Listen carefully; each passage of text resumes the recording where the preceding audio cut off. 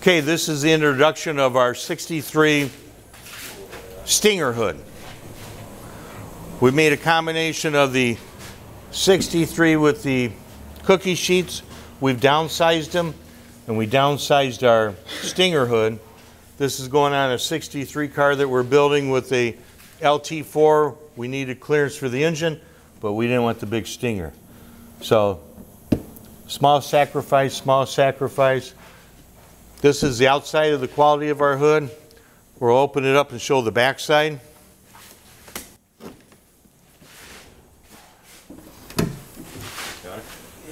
When we bond our hoods, they're bonded in the process of building it. We've already installed the hardware, and we build the two halves, and we bond them in the molds, and they don't come out of the molds until they're completely done. We'll have a little flash to take off, and we're done with it.